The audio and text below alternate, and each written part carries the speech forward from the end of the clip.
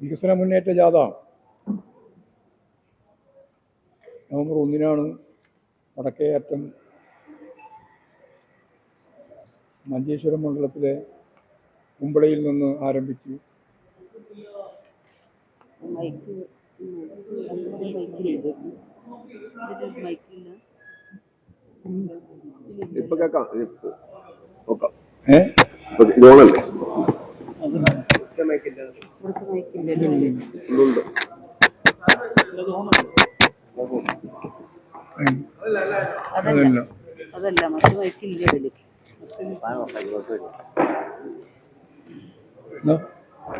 ഞാൻ ഓഫാക്കിയാൽ മതി.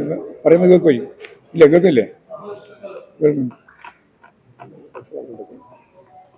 ഞങ്ങൾ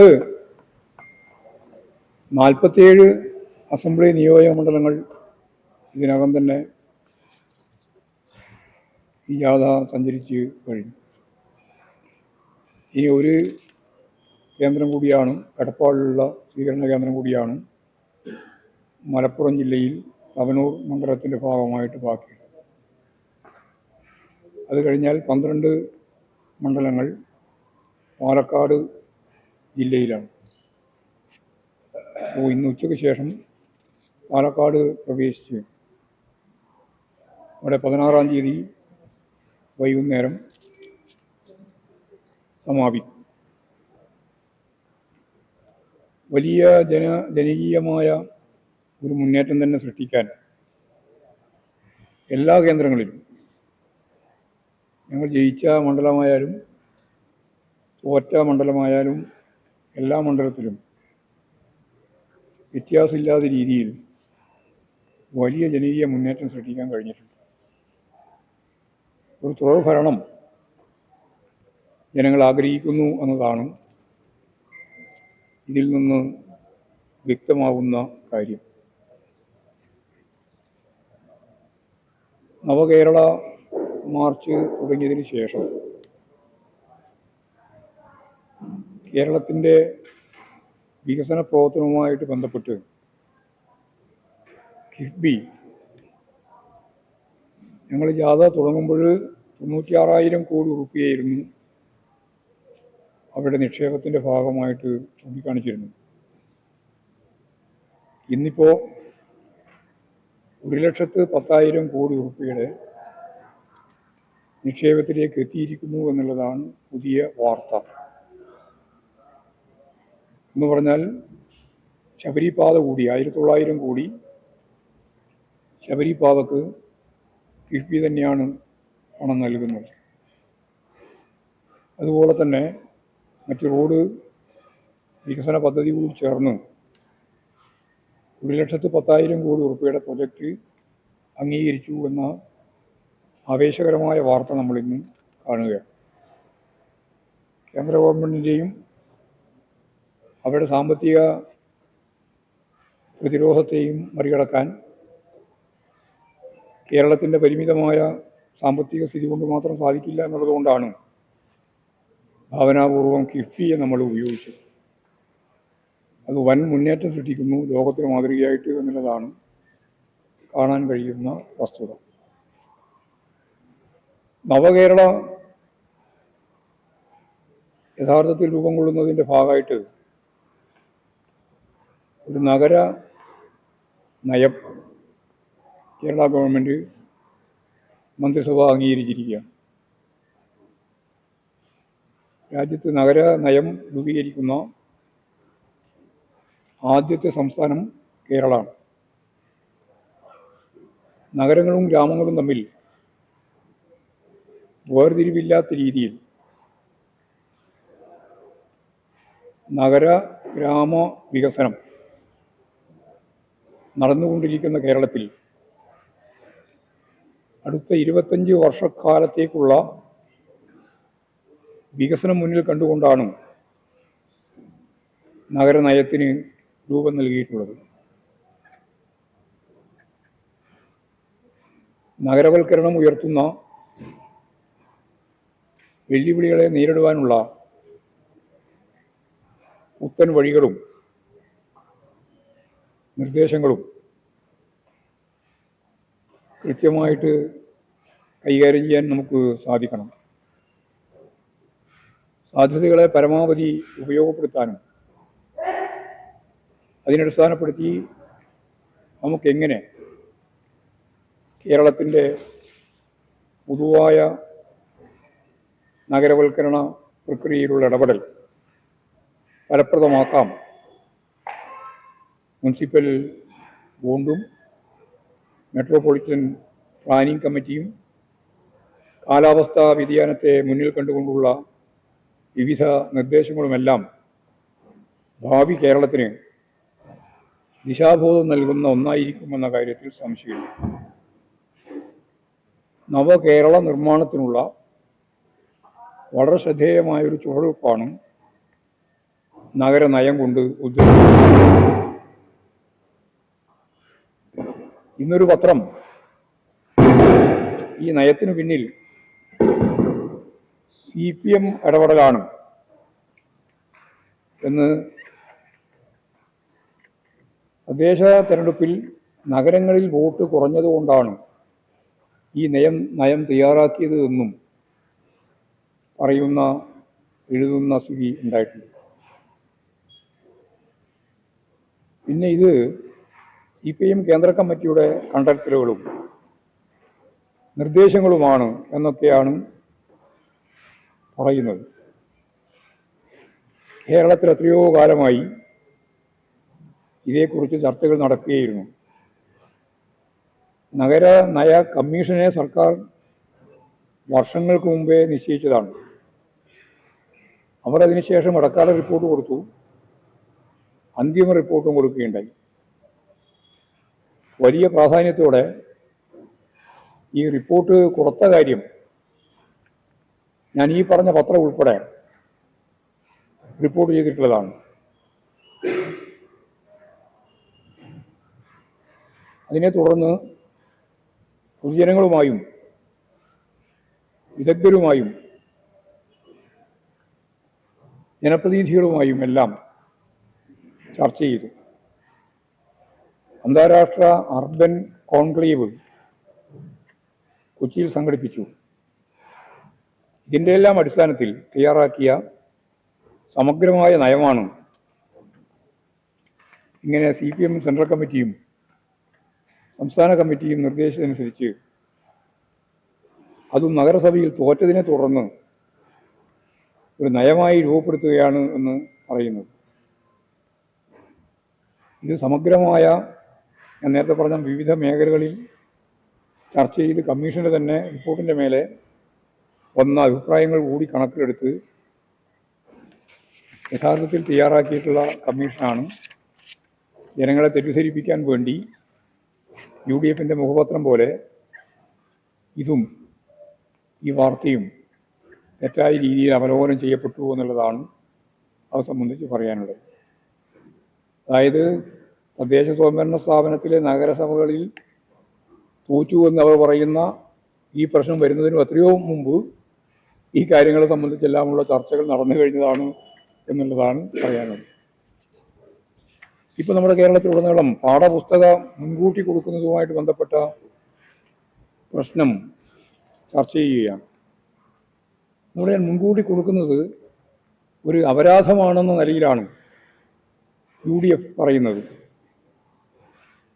കോൺഗ്രസിൻ്റെ നിയമസഭാ പ്രചാരണ സമിതിയുടെ അധ്യക്ഷനായ ശേഷം രമേശ് ചെന്നിത്തല ആദ്യം നടത്തിയ പ്രതികരണത്തിലൊന്നും പാഠപുസ്തകം നേരത്തെ കൊടുക്കേണ്ടതായിരുന്നില്ല,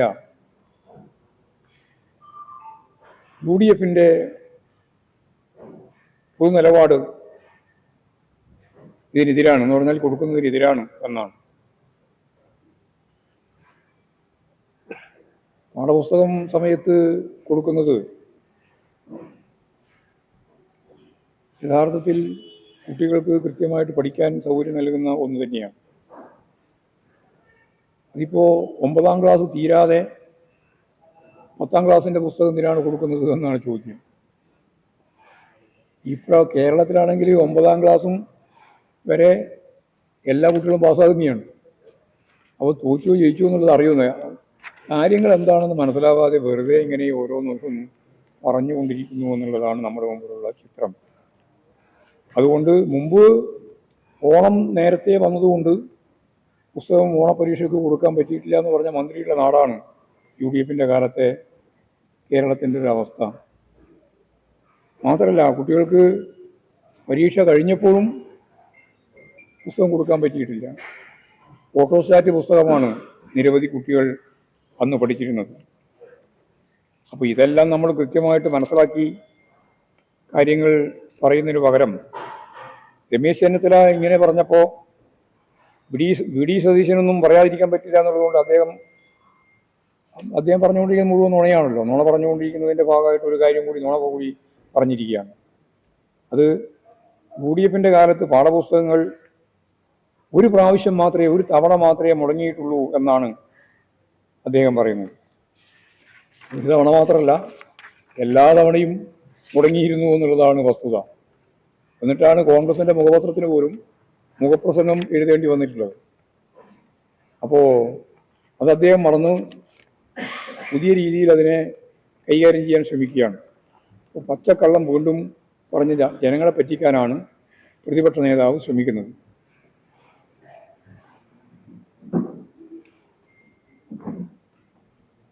പിന്നെ അദ്ദേഹം പറഞ്ഞിട്ടുള്ളത്, നിങ്ങൾ വലിയ മെറിറ്റൊന്നും അവകാശപ്പെടാനില്ല. എന്താ കാരണം, ഇത് പണ്ടേ ഉള്ള ഒരു പുസ്തകം, അതിങ്ങനെ ആദ്യം കൊടുത്തുകൊണ്ടിരിക്കുന്നു എന്ന് മാത്രമേ പറയാൻ സാധിക്കുള്ളൂ എന്നാണ് അദ്ദേഹം പറഞ്ഞത്. അതായത് വീണ്ടും പ്രിന്റ് ചെയ്ത് കൊടുക്കുന്നതിന് ക്രെഡിറ്റ് എടുക്കണ്ട എന്നാണ് അദ്ദേഹത്തിൻ്റെ, പ്രതിപക്ഷ നേതാവിൻ്റെ സ്റ്റേറ്റ്മെന്റ്. യഥാർത്ഥത്തിൽ ഈ പാഠപുസ്തകങ്ങളെല്ലാം പരിഷ്കരിപ്പിച്ച പാഠപുസ്തകങ്ങളാണ്. 1-ാം ക്ലാസ് മുതൽ 10-ാം ക്ലാസ് വരെയുള്ള എല്ലാ പാഠപുസ്തകങ്ങളും പരിഷ്കരിച്ച വിവരം പ്രതിപക്ഷ നേതാവ് അറിയുന്നില്ല എന്ന് പറയാൻ പറ്റില്ല. അറിഞ്ഞുകൊണ്ട് തന്നെ ഓരോ ദിവസവും ഓരോ കളവ് പറയണം എന്നുള്ളതുകൊണ്ട് അതും കളവായിട്ട് ഇങ്ങനെ പറഞ്ഞുകൊണ്ടിരിക്കുന്നു എന്ന് മാത്രമേ കാണാൻ സാധിക്കുള്ളൂ. അപ്പോൾ പ്രതിപക്ഷ നേതാവ് പണ്ട് പ്രിന്റ് ചെയ്ത് വെച്ച പുസ്തകം അത് റീപ്രിന്റ് ചെയ്ത് ഇങ്ങനെ കൊടുത്തുകൊണ്ടിരിക്കുകയാണ്, അതിന് മെറിറ്റില്ല എന്നാണ് പറഞ്ഞത്. അപ്പോൾ ഞാൻ പറയുകയാണ്, 1-ാം ക്ലാസ് മുതൽ 10-ാം ക്ലാസ് വരെ പുതിയ പാഠപുസ്തകമാണ് തയ്യാറാക്കി കൊടുക്കുന്നത് എന്നെല്ലാവർക്കും അറിയുന്ന കാര്യമാണ്.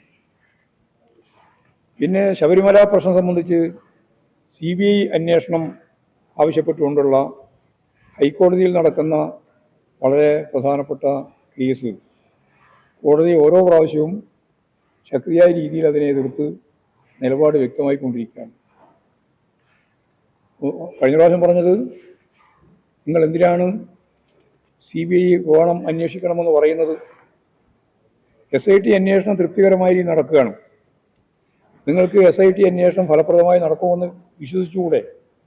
കോടതിയുടെ കീഴിലാണല്ലോ അന്വേഷണം നടക്കുന്നത് ഒന്നും. പിന്നെ നിങ്ങളെന്തിനാണ് ഈ CBIയെ സംബന്ധിച്ച് ഇങ്ങനെ പറയുന്നത്?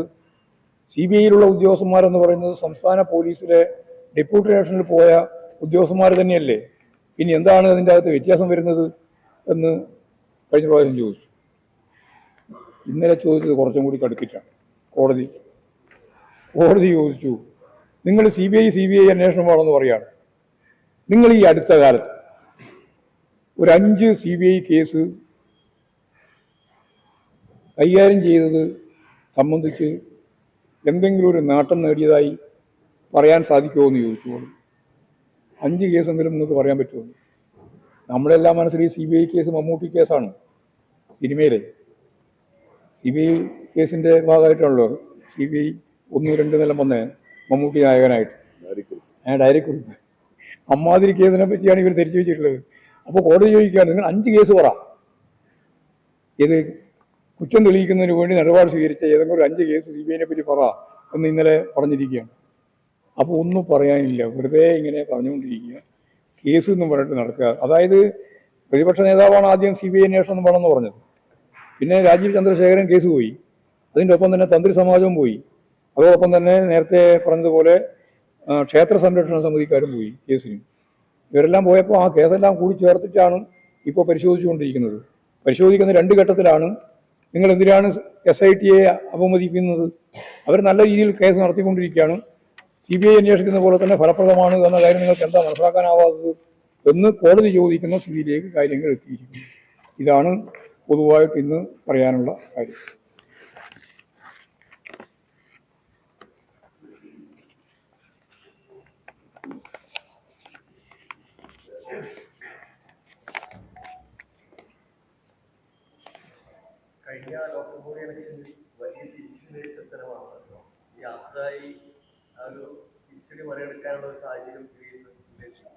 അതേ മുമ്പേ മറികടന്നു, കയറുമ്പോൾ തന്നെ മറികടന്നു. മലപ്പുറം ജില്ലയിലേക്ക് കയറിയ അന്ന് തന്നെ ഞങ്ങൾക്ക് മനസ്സിലായി എല്ലാം മറികടന്നിരിക്കുന്നു എന്ന്. ഒരു സംശയവും വേണ്ട കാര്യത്തിൽ. അതിൻ്റെ ഏറ്റവും പ്രധാനപ്പെട്ട ഉദാഹരണം ഞങ്ങളുടെ ഒന്നാമത്തെ ദിവസത്തെ സ്വീകരണ കേന്ദ്രങ്ങളിൽ ഒന്ന് കുഞ്ഞാലിക്കുട്ടിയുടെ മണ്ഡലത്തിലെ അഭൂതപൂർവമായ ഒരു ജനകീയ മുന്നേറ്റമാണ് ആ മണ്ഡലത്തിലുണ്ടായത്. എല്ലാ മണ്ഡലത്തിലും അതെ, അവിടെയും അതെ. അപ്പോൾ ലീഗിൻ്റെ ഉത്കണ്ഠ മനസ്സിലാക്കണമെങ്കിൽ കുഞ്ഞാലിക്കുട്ടിയുടെ പ്രതികരണം മനസ്സിലാക്കണം.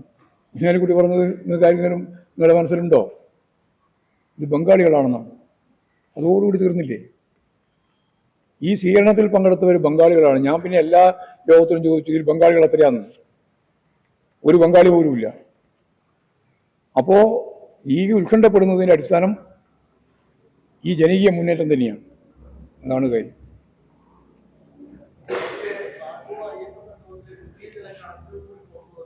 അല്ല, എല്ലാം കൂടി പരിശോധിച്ചോട്ടെ, പുതിയതും പഴയതും എല്ലാം കൂടി വരട്ടെ. അത് എല്ലാം കയ്യും കണക്കുണ്ടാവും. ഇന്നലെ പറഞ്ഞത് മറുപടി എല്ലാറ്റിനും കൃത്യമായി കയ്യും കണക്കും ഉണ്ടാവും. കോടതിയായിട്ട് ബന്ധപ്പെട്ടുകൊണ്ടിനാണ് കാര്യങ്ങൾ കൈകാര്യം ചെയ്തിട്ടുള്ളത്. ഇനി അതിന്റെ പൂർണ്ണമായ രൂപം വരും. രൂപം വന്നതിന് ശേഷം നമുക്ക് ചർച്ച ചെയ്യാം. പകുതിയായിട്ട് ചർച്ച ചെയ്യേണ്ടെന്നാണ് പറഞ്ഞതിൻ്റെ അർത്ഥം. ആവശ്യമില്ലാതെ ചർച്ചയ്ക്ക് പോകേണ്ട കാര്യമില്ല. നമുക്കതിൻ്റെ അകത്ത് യാതൊന്നും മറച്ചു വെക്കാനില്ല. അത് ദേവസ്വം ബോർഡുമായിട്ട് ബന്ധപ്പെട്ട കാര്യമാണ്. ഹൈക്കോടതിയുടെ മുമ്പിൽ സമർപ്പിച്ചതാണ്. അത് ഉൾപ്പെടെയുള്ള കാര്യങ്ങളെല്ലാം പൂർണ്ണമായിട്ടും വന്നതിന് ശേഷം നമുക്ക് ചർച്ച ചെയ്യാം. ഏത് ഓഡിറ്റ് റിപ്പോർട്ട്? അല്ല, ആര് നടത്തിയ റിപ്പോർട്ടെന്ന് പറയുന്നത്? ആര്? ആ സ്വകാര്യവൽക്കരണം. എന്താ പറഞ്ഞ മനസ്സിലായില്ല നിങ്ങൾ? എന്ത് സ്വകാര്യ ഓഡിറ്റാന്ന്? ഈ കണക്കുകളൊന്നും കൊടുത്ത കണക്കല്ല, എന്ന് കൃത്യമായ കണക്കല്ല. അത് എസ്റ്റിമേറ്റ് ആണ്. അതിനുശേഷമുള്ള കണക്ക് പറയുന്നുണ്ട്. ആ കണക്ക് വരട്ടെ, എന്നിട്ട് നമുക്ക് ചർച്ച ചെയ്യാം. എന്തിനാ ഇത്ര മനോരമകളുടെ വെപ്രാളം കാണിക്കേണ്ട കാര്യം? അവർക്ക് രാഷ്ട്രീയമായ കാര്യമാണ്. അതിനോടൊന്നും മറുപടി വേണ്ട ഉത്തരവൊന്നും ഞങ്ങൾക്കില്ല. ഇന്നും ഇന്നലെയും എല്ലാം കുറെ ദിവസമായി തുടങ്ങിയിട്ട് അത് ഈ കോൺഗ്രസ്സുകാർ ഉൾപ്പെടെ ഇതിൻ്റെ അകത്ത് കേസ് കൂടി പാളിയും അതുപോലെ തന്നെ കൊടിമരവും എല്ലാം കൂടി ചേർന്ന് ചോദ്യം ചെയ്യലും കേസും എല്ലാം വന്ന കരുതസ്ഥിതിയിൽ എങ്ങനെയെങ്കിലും ഇത് മനസ്സ് മാറ്റാൻ വേണ്ടിയിട്ടുള്ള ബോധപൂർവമായ വർക്കാണെന്ന് ആർക്കും അറിയാത്തത്? അതിന് അയ്യപ്പ സംഗമത്തിന് പേരും പറഞ്ഞിട്ട് ഓരോ വാർത്ത ഉണ്ടായിക്കൊണ്ടിരിക്കുകയാണ്. തെറ്റായ വാർത്തകളാണ്. അത് വാർത്ത ശരിയായിട്ട് വരട്ടെ, വരുമ്പോൾ നമുക്ക് മനസ്സിലാക്കാം. ശരിയല്ല. അതെ അല്ല, തെറ്റാണ്. അങ്ങനെ എഴുതിക്കും. നാളെ ഒരു വാർത്തയും കൂടി വരട്ടെ. മനോരമക്ക് വേറെ പണിയൊന്നുമില്ല. ഇത് തന്നെയാണ് ഈ UDFന്റെ ചാവറാണ് ഈ മനോരമ എന്ന് പറയുന്നത്. ചാവർ പടയുടെ എന്ത് വൃത്തികേട് എഴുതാനും, എന്ത് വൃത്തികേട് എഴുതിയാൽ അത് വൃത്തികേടാണെന്ന് സമ്മതിക്കാതെ തുടർച്ചയായിട്ട് അത് എഴുതാനും ഒരു മടിയില്ലാതെ ഒരു പത്രം. ഇതുപോലെ ലോകത്ത് തന്നെ അപൂർവമായിരിക്കും മനോരമേനെ പോലെ. നിങ്ങൾ മനോരമയാണോ? അതാണ്. ചോദ്യം കേട്ടാൽ തന്നെ മനസ്സിലാവും മനോരമയാണ്. എന്തിനാണ് ഇമാതിരിയുള്ള വാർത്തകൾ കൊടുത്തുകൊണ്ടിരിക്കുന്നത്? ഒരു തീർച്ചമൂർച്ച വന്ന് അതിന് ശേഷമുള്ള മാന്യമായിട്ടൊരു വാർത്ത കൊടുത്താൽ പോരെ. ഇത് പകുതി വന്ന വാർത്തയായിട്ട് ഇന്നലെ ഒരു വാർത്ത, ഇന്ന് വേറൊരു വാർത്ത, മറ്റന്നാൾ വേറൊരു വാർത്ത. ഇങ്ങനെ വാർത്ത കൊടുക്കുന്നത് ജനങ്ങളെ പറ്റിക്കാനാണ്, ജനങ്ങളെ വഞ്ചിക്കാനാണ്. നിങ്ങൾ പത്രധർമ്മം എന്ന് പറയുന്നത് UDFന് വേണ്ടി ശരിയായ രീതിയിൽ നിങ്ങൾ അതും അവരുടെ നേരെ വരുന്ന കേസിനെ മാറ്റി മറക്കുന്നതിന് വേണ്ടി നിങ്ങൾ ചെയ്തുകൊണ്ടിരിക്കുന്ന ഒരു പുകമറയാണ് മനോരമ.